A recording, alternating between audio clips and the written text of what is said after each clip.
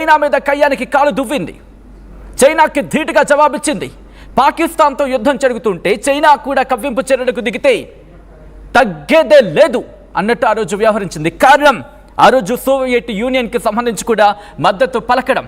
Soviet యూనియన్కి సంబంధించి ఆ తర్వాత పరిస్థితులు మారాయి. రష్యా భారత్కి ఆప్త మిత్రుడయింది. రష్యాని చూసుకొని ఈరోజు యుక్రెయిన్ ఏ స్థాయిలో వణుకుపోతుందో చూసాం. కేవలం నాటోలోకి ఎంట్రీ ఇవ్వడానికి పశ్చిమ దేశాలు వణికి చచ్చాయంటే అర్థం చేసుకోవచ్చు. ఏమడిగింది? యుక్రెయిన్ కేవలం నేటోలో మమ్మల్ని చేర్చుకోండి అని అంది. అంతే, యుక్రెయిన్కి ఎక్కడా లేని కోపం వచ్చింది. దీంతో యుక్రెయిన్ లాగేసే ప్రయత్నం చేసింది రష్యా. యుక్రెయిన్ కలిపేసుకుంటామని చెప్పింది. ప్రస్తుతం అటువంటి పరిస్థితి. భారత్కి సంబంధించి కథ వేరు, ఆ సిచ్యువేషన్ వేరు. అక్కడ యుక్రెయిన్ నేటోలో చేర్చుతా ఉంటేనే పుతిన్కి అంత కోపం వస్తాయి. ఇటు భారత్లో పాకిస్తాన్ తన టెర్రరిస్టులతో ఉగ్రవాదాన్ని పురుగొల్పుతానంటే ఊరుకుంటాడా? మరి ముఖ్యంగా యుక్రెయిన్కి సంబంధించి పశ్చిమ దేశాలు ఆ స్థాయిలో, అంటే ఇక్కడ కేవలం యుక్రెయిన్ మాత్రమే యుద్ధం చేయలేదు. పశ్చిమ దేశాలు జర్మనీ, ఫ్రాన్స్, ఇలా ఆ సభ్య దేశాలన్నీ కూడా యుక్రెయిన్కి మద్దతుగా వెళ్తే రష్యా మీద పశ్చిమ దేశాలు అక్కడ నిల్చొని పోరాడాయి యుక్రెయిన్ని అడ్డం పెట్టుకొని.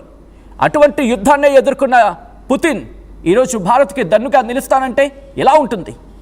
నేరుగా ఫోన్లో మాట్లాడిన తర్వాత పాకిస్తాన్కి ఈరోజు నుంచి ఇంకా టైం ఫిక్స్ చేసుకోవాల్సింది. యుద్ధానికి విన్యాసాలు చేసుకోవడం కాదు, యుద్ధ విన్యాసాలకు సిద్ధం అవడం కాదు, యుద్ధం నుంచి ఒకవేళ దిగితే పారిపోవడానికి ఎలాగో సిద్ధం కండి. ఇక్కడ పుతిన్ రంగంలోకి దిగితే ఎక్కడ ఇజ్రాయెల్ మనకి సపోర్ట్గా ఉన్న పరిస్థితి మనం చూసాం. ఇజ్రాయెల్కి సంబంధించి ఇంటర్సెప్టర్ సిస్టమ్, యాంటీ మిసైల్ సిస్టమ్ని మనం కనుక పుచ్చుకుంటే లేకపోతే అక్కడి నుంచి తెచ్చుకుంటే సగం పని అయిపోతుంది. దాంతోపాటు ఇటు రష్యాకి సంబంధించి ఆ వార్ హెడ్స్ కనుక వస్తాయి. ఎందుకంటే డ్రోన్ టెక్నాలజీని వాడిన సందర్భాలను చూసాం. డ్రోన్ టెక్నాలజీని కూడా ఇక్కడ రష్యా యూజ్ చేస్తుంది. సో అటువంటి టెక్నాలజికల్ ఇన్నోవేషన్, టెక్నాలజీ ఇన్నోవేషన్కి సంబంధించి కూడా రష్యా గురించి మాట్లాడుకుంటూ ఉంటారు. సో ఇటువంటి పరిస్థితుల్లో రష్యా కనుక స్ట్రాటజిక్గా ఆ వ్యూహాలు కనుక గమనిస్తే యుక్రెయిన్ విషయంలో అంతటి పశ్చిమ దేశాలు కూడా ఒకనొక సందర్భంలో జర్మనీ కావచ్చు, అమెరికా కావచ్చు, రైట్. అదే అంశానికి సంబంధించి విదేశాంగ ప్రతినిధి రణధీర్ జైస్వాల్ ఆయన రియాక్ట్ అయ్యారు. ఒకసారి ఆ ట్వీట్ని మీరు చూడడం జరుగుతోంది ఆర్టీవీ స్క్రీన్ మీద. ఆయన సుదీర్ఘమైన ట్వీట్ని రాసుకొచ్చారు. ఒకసారి ఆ ట్వీట్ని నేను మీకు చదివినిపించే ప్రయత్నం చేస్తున్నాను. ఆ ట్వీట్లో ఆయన చెప్పుకొచ్చారు, ప్రెసిడెంట్ పుతిన్ క్రెమ్లిన్ రష్యా ట్వీట్కి సంబంధించి ఆయన ట్యాగ్ని కోట్ చేస్తూ called prime minister Narendra Modi and strongly condemned the terror attack in Pahalgam, India. He conveyed deepest condolences on the loss of innocent lives and expressed full support to India in the fight against terrorism.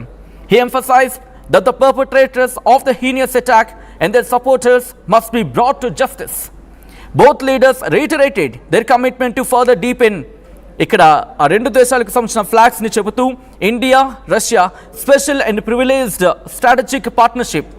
Prime Minister conveyed greetings to President Putin on the celebration of 80th anniversary of Victory Day and invited him for the annual summit to be held in India later in the year అంటూ కూడా చెప్పుకొచ్చారు.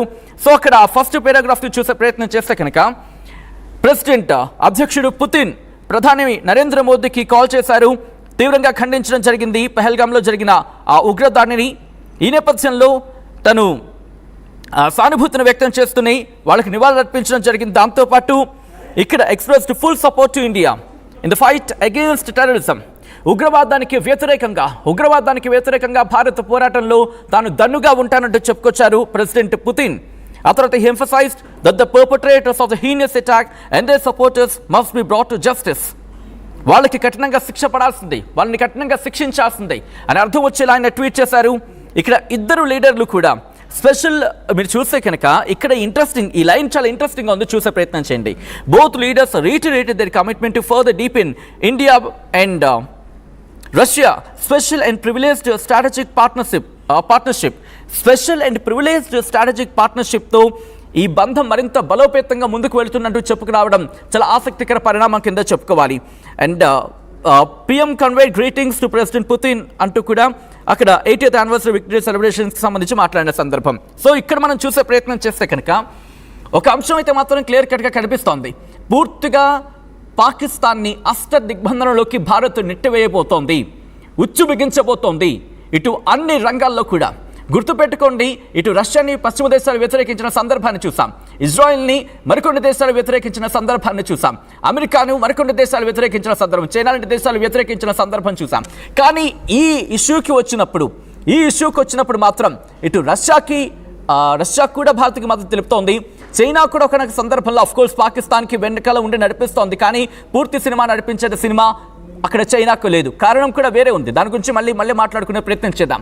కానీ ప్రస్తుత పరిణామాలు చూస్తూ ఉంటే మాత్రం ఒకవేళ రష్యా నేరుగా రంగంలోకి అంటే ఇక్కడ క్లియర్ కట్గా అర్థమవుతోంది, చైనానా భారత, చైనానా ఇండియానా అని రష్యాని కనుక ఎవరైనా అడిగితే అన్డౌటెడ్లీ ఇప్పుడు ఈ ఘటన నేపథ్యంలో అన్డౌటెడ్గా ఇండియా వైపు వెళుతుంది. కానీ ఇంట్రెస్టింగ్ పరిణామాలు ఇక్కడ మనం చూసే ప్రయత్నం చేద్దాం.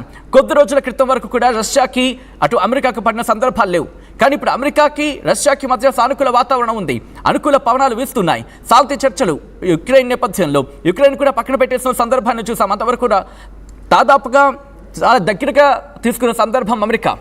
సో ఇక్కడ అమెరికా, రష్యా ఈ రెండు కూడా భారత్కు అనుకూలంగా ఉన్నాయి. జపాన్ కూడా ప్రస్తుతం కొద్దిసేపటి క్రితం మనం చూసాం, ఇటు defence minister Rajnath Singh Japan ప్రతినిధులతో మాట్లాడిన సందర్భంలో కూడా వాళ్ళకి కృతజ్ఞతలు చెప్పుకొచ్చారు. జపాన్ కూడా ఇటు భారత్కి అండగా ఉంటుందంటూ చెప్పుకొచ్చింది. ఇక పశ్చిమ దేశాలకు సంబంధించి బ్రిటన్ లాంటి దేశాలు భారత్కి మద్దతుగా నిలుస్తూ ఉంటున్నాయి. ఇప్పుడు రష్యా కనుక నేరుగా రంగంలోకి దిగిందా అనుకుందాం, ఒక్క న్యూక్లియర్ వెపన్ ఆలోచన వచ్చే సందర్భంలో పాకిస్తాన్ ప్రపంచ పటం నుంచి పటాపంచలైపోతుంది. ఎక్కడ ప్రపంచ పటంలో పాకిస్తాన్ అడ్రస్ అనేది ఇక్కడ పాకిస్తాన్ అనేది ఉండేది అని ఒకప్పుడు ఉండేది అని అనుకోవాల్సిన పరిస్థితి వస్తుంది. ఉగ్రవాదుల్ని వారి మద్దతుదారులను కఠినంగా శిక్షించాలంటూ రష్యా అధ్యక్షుడు పుతిన్ చెప్పుకొచ్చారు. భారత్ తన స్నేహ బంధాన్ని మరింత బలోపేతం చేసుకుంటున్నాం. మరి ముఖ్యంగా లాస్ట్ లైన్ మాత్రం చాలా చాలా చాలా టచింగ్గా ఉందనే చెప్పుకోవాలి. ఏంటా మాట? Both leaders reiterated their commitment to further deepen India and Russia special and privileged strategic partnership. ప్రత్యేకమైంది అలాగే ప్రివిలేజ్డ్ స్ట్రాటజిక్ పార్ట్నర్షిప్తో ముందుకు వెళ్లాల్సిన అవసరం అంటూ కూడా ఇక్కడ రెండు అంశాల గురించి మనం క్లియర్ కట్గా మాట్లాడుకునే ప్రయత్నం చేద్దాం. నేరుగా యుద్ధానికి వెళ్ళాలి అనుకుంటే భారత్కి బహుశా ఇంతసేపు పట్టేది కాదు. కానీ ఈసారి కొట్టే దెబ్బ పాకిస్తాన్కి మొత్తం జీవితాంతం గుర్తుండిపోవాలి. ఇంకోసారి భారత్లో బాకు దీర్ఘం కాదు కదా, కనీసం బా అనే మాట గుర్తొచ్చే లోపే భయపడిపోవాలి. అసలు అటువంటి ఆలోచనే రాకూడదు. అటువంటి ఎత్తుతో ఒక విధంగా చెప్పాలంటే చాణక్య నీతి అని చెప్పుకుంటూ ఉంటాం. ఇంకా చెప్పాలంటే ఆ స్ట్రాటజిక్ మూవ్తో వెళ్తోంది. అంటే ఏదో రోజు సమాధానం చెప్పడం ఖాయం, కానీ సమాధానం చెప్పే సందర్భంలో మనకి ఎటువంటి డ్యామేజ్ ఉండకూడదు. అట్ ద సేమ్ టైం ఆ సమాధానం చెప్పేటప్పుడు ప్రపంచం అంతా కూడా